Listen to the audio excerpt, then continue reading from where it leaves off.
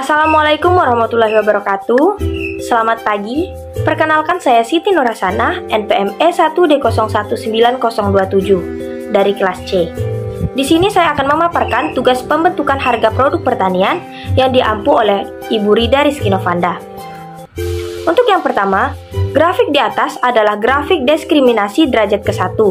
Tanpa FPD, perusahaan akan menetapkan harga jual sebesar P3 dan menjual sebanyak Q3 unit. Karena pada harga tersebut perusahaan akan memperoleh laba maksimum, yaitu ketika MR sama dengan MC yang berpotongan di titik D, atau diasumsikan perusahaan beroperasi dengan MC yang konstan atau MC sama dengan AC. Laba maksimum yang diperolehnya sebesar segi 4 P6 HDP3. Padahal pihak konsumen sebenarnya bersedia atau berani membeli, atau WTP yaitu willing to pay, dengan harga di atas P3. Diskriminasi derajat ke-1. Selisih P3 atau harga aktual dengan harga di atas P3 yang seharusnya dibayarkan merupakan benefit bagi konsumen. Benefit inilah yang disebut dengan surplus konsumen atau konsumen surplus. Gambar berikut menjelaskan bahwa pada tingkat harga P3, konsumen memperoleh surplus konsumen seluas segitiga DAP3. Dalam ilmu ekonomi, surplus konsumen merupakan salah satu indikator kesejahteraan masyarakat. Semakin tinggi surplus konsumen, berarti makin makmur masyarakat, dan begitu pula sebaliknya. Dengan kata lain, surplus konsumen adalah selisih antara reservation price atau harga tertinggi yang bersedia dibayar konsumen dengan harga yang benar-benar dibayar oleh konsumen, atau selisih antara nilai barang yang diterimanya dengan nilai barang aktual yang dibayarkannya kepada penjual.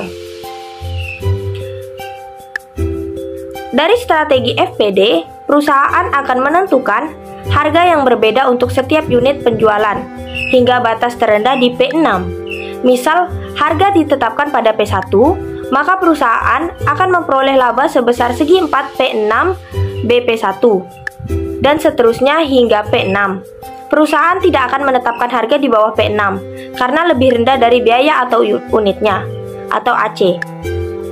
Dengan menerapkan strategi FPD, maka laba perusahaan bertambah sebesar segitiga HGD ditambah DAP3 atau secara keseluruhan sekarang menjadi segitiga P6GA. Dengan diterapkannya FPD, maka surplus konsumen atau segitiga DAP3 menjadi hilang karena diambil atau capturing seluruhnya oleh produsen dalam bentuk peningkatan laba. Dari ide utama diskriminasi harga adalah memaksimalkan laba perusahaan dengan mengeksploitasi heterogenitas WTP konsumen. Kembali ke gambar di atas, ketika perusahaan menetapkan harga P3, sebetulnya konsumen bersedia atau mampu membelinya dengan harga di atas P3, sehingga surplus konsumen secara keseluruhan adalah segitiga DAP3. Secara matematis, surplus konsumen atau CS dapat dinyatakan dalam persamaan berikut ini. CS sama dengan sigma N dalam kurung PI delta OI sama dengan PN dikali ON, yaitu persamaan pertama, I sama dengan 1. Dari fungsi permintaan individu ke I, PI sama dengan alfa ditambah beta QI, maka persamaan di atas berubah menjadi CS sama dengan sigma N dalam kurung alfa ditambah QOI delta OI dikurang PN ON, merupakan persamaan kedua. Diasumsikan perusahaan menghadapi fungsi permintaan yang linear dan delta Q mendekati 0, maka CS dapat dihitung CS sama dengan sigma N 1/2 dari alfa min PN dikali ON, merupakan persamaan ketiga. Lanjut ke soal kedua. Dari gambar di atas adalah gambar grafik diskriminasi derajat kedua. Pada tingkat penjualan antara Q1 min Q1, setiap penambahan volume penjualan 1 unit akan meningkatkan hasil penjualan atau total revenue atau TR sebesar OP2, sehingga marginal revenue atau MR pada tingkat penjualan tersebut ditunjukkan oleh garis TU. Diskriminasi derajat kedua. Pada tingkat penjualan tersebut, perusahaan memperoleh laba sebesar segi 4 P2UBW, begitu seterusnya sehingga kurva MR secara keseluruhan merupakan garis bertingkat atau series of step. P2STUVWX, penjual tidak akan menjual lebih dari OQ3 unit. karena akan merugi, yaitu P kurang dari AC. Secara keseluruhan, perusahaan memperoleh laba sebesar luas daerah yang berwarna hitam. Berbeda dengan FPD yang dapat meraup seluruh surplus konsumen. SPD hanya mengambil sebagian surplus konsumen. Misalkan perusahaan menetapkan harga pada P3, maka surplus konsumen yang terambil oleh perusahaan hanya sebesar luas daerah P3 WVU TSP, bukan segitiga P2WP. Lanjut untuk soal ketiga, laba maksimal diperoleh bila perusahaan menjual sebanyak Q total unit, yaitu ketika MR ataupun jumlah horizontal kurva MR1 dan MR2 sama dengan MC. Q total unit tersebut merupakan penjumlahan Q1 unit di pasar 1, karena harga jualnya ditetapkan P1 untuk memenuhi kondisi MR1 sama dengan MC, dan Q2 unit di pasar 2 karena harga jualnya ditetapkan P2 untuk memenuhi kondisi MR2 sama dengan MC. P1 ditetapkan lebih tinggi daripada P2 karena elastisitas harga di pasar 1 lebih rendah atau lebih inelastis daripada di pasar 2. Dari pasar 1 diperoleh laba seluas segi 4 ABP, ABP2C, dan di pasar 2 seluas segi 4 DEP2C. Lanjut untuk soal keempat. Gambar diskriminasi derajat ketiga kasus MC sama dengan AC. Gambar grafik di atas juga menjelaskan hal yang sama dengan grafik diskriminasi derajat ketiga, namun dengan asumsi marginal cost atau MC konstan atau MC sama dengan AC. Luas segi 4 yang berwarna hitam menunjukkan besarnya laba yang diperoleh setiap pasar, yaitu pasar 1, pasar 2, dan pasar secara keseluruhan. Lanjut untuk soal yang kelima, kondisi TDP. Kondisi TPD juga dapat dijelaskan secara matematis seperti berikut ini.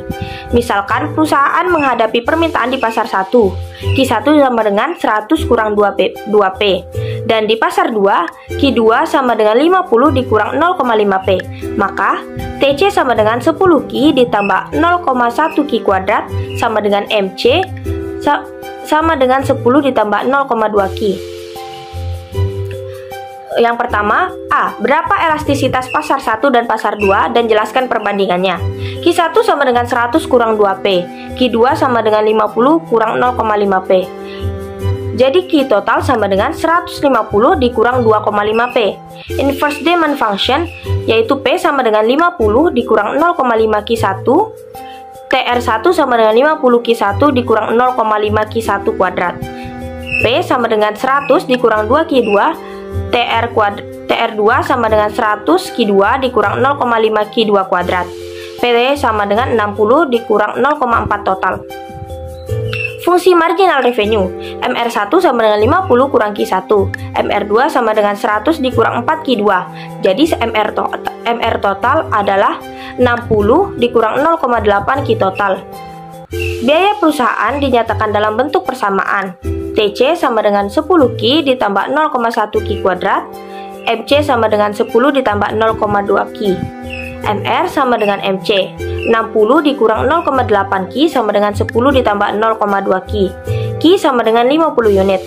Pada tingkat total penjualan, MC sama dengan 10 ditambah 0,2 dikali 50 sama dengan 20. MR1 sama dengan MC, 50 min Q1 sama dengan 20. Q1 sama dengan 30 unit. MR2, MC sama dengan 100 dikurang 4 Q2 sama dengan 20. Q2 sama dengan 20 unit. Penentuan harga di setiap pasar adalah 30 sama dengan 100 dikurang 2P, P1 sama dengan 35 dan 20. 50 dikurang 0,5P, P2 sama dengan 60. Perbandingan elastisitas. Elastisitas harga di pasar 1 dengan nilai P1 sama dengan 35 adalah E1 sama dengan persen dari delta Q1 per persen delta P1 sama dengan P1 per Q1 delta Q1 per delta P1 atau E1 sama dengan 35 per 30 dikali min 2 sama dengan min 2,33. Elastisitas harga di pasar 2 dengan nilai P1 sama dengan 35 adalah E2 sama dengan persen delta Q2 per delta P2 sama dengan P2 per Q2 dikali delta Q2 per delta P2 atau E2 sama dengan 60 per 20 dikali min 0,5 sama dengan 1,5. Yang kedua, hitunglah total revenue, total cost, dan laba total. Total revenue TR1 sama dengan 50 Q1 dikurang 0,5 Q1 kuadrat sama dengan 50 dikali 30 ditambah 0,5 dikali 30 kuadrat sama dengan 1950 satuan uang. TR2 sama dengan 100 Q2 dikurang 2 Q2 kuadrat sama dengan 100 dikali 20 ditambah 2 dikali 20 kuadrat sama dengan 2800 satuan uang, sehingga totalnya 4750 satuan uang. Total cost sama dengan 10 dikali 30 tambah 20 sama dengan 0,1 dikali 30 tambah 20 kuadrat sama dengan 750 satuan uang. Nah, sedangkan laba 4750 satuan uang dikurang 750 satuan uang menjadi 4000 satuan uang. Yang ketiga, apakah strategi diskriminasi harga tersebut berhasil? Jelaskan secara matematis. Tanpa diskriminasi harga, maka laba yang diperoleh sama dengan penjualan total, yaitu Q total sama dengan 50 unit. Harga jual P sama dengan 60 dikurang 0,8 Q total, yaitu P sama dengan 75. TR sama dengan 75 kali 50, yaitu 3750. TC sama dengan 10 dikali 75 ditambah 0,1 kali 75 sama dengan 1312,5, sehingga labanya adalah 2437,5. Kesimpulannya, total laba dengan diskriminasi harga sebesar 400 lebih besar dari laba tanpa diskriminasi harga, yaitu sebesar 2473,5. Maka strategi diskriminasi harga tersebut berhasil. Baiklah, terima kasih. Sekian penjelasan dari saya mengenai tugas membentukkan harga produk pertanian. Terima kasih. Wassalamualaikum warahmatullahi wabarakatuh.